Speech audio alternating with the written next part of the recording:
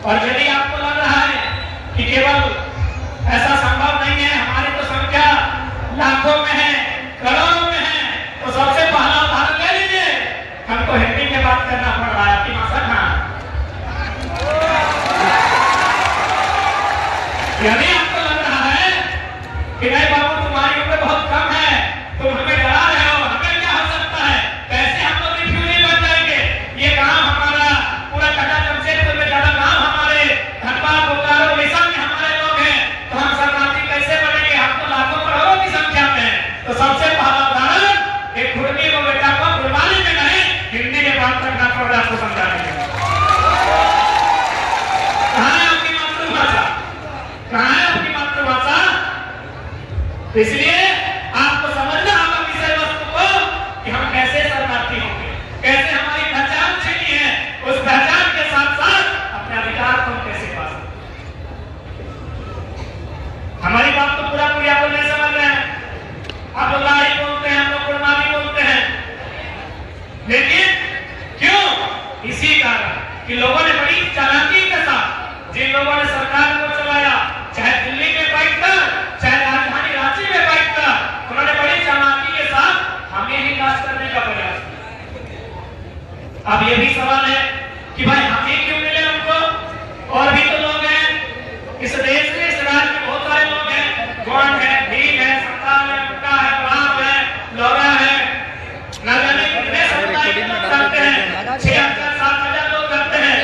तो छोटा कानपुर के पठार में दिल्ली में बैठे लोगों को हमसे दुश्मनी क्यों थी? हमने बार बार कहा अब जहां से अगर आप धनबाद से चलिएगा तो हमसे कदम ना, तो उड़ीसा आप केवल अपनी जमीन में पार हो जाएगी। यानी कोई भी चाहे विदेश के आदमी आए, चाहे छोटा कानपुर पठार के अलावा बाहर के लोग आए, क्या वे लोग हवा में घर बना सकते हैं? अपने योजना, परियोजना, अपनी कंपनी, अपनी फैक्ट्री, क्या वे लोग हवा में लगा सकते हैं? नहीं, हमें जमीन चाहिए। जमीन किसकी है? हमारी है। जमीनें किसकी है? हमारी है। इसीलिए सबसे पहले केंद्र सरकार ने, जो उस समय और आज भी पूंजीपतियों की सरकारें हैं, उन्होंने कहा कि हमें सुविधा कैसे हो, यदि हम जमशेदपुर सरायकेला में कोई फैक्ट्री लगाएंगे, धनबाद बोकारो रांची में अगर जमीन का अधिग्रहण करेंगे, तो सुविधा कैसे होगी कि इनके पास जमीनें ज्यादा। तो आप देख सकते हैं विशेषकर कोयले में, औद्योगिक क्षेत्रों में लगभग 60-70% जमीनें हमारी थी। इसलिए 1950 में बिना किसी नोटिफिकेशन के हमें जो समय की सूची थी, प्रिमिटिव ट्राइब, हमें बड़ी साजिश, चालाकी, षड्यंत्र के तहत बाहर कर दिया। आज भी हमारे पढ़ने वाले नौजवानों को, हमारे माता बहनों को, हमारे समाज के मैक्सिमम लोगों को जानकारी तक नहीं कि हमारे साथ ये साजिश क्यों रची। इसलिए आज एक जन चेतना की आवश्यकता है, जो चेतना धीरे धीरे जागरूक हो रही है हम सभी के बीच।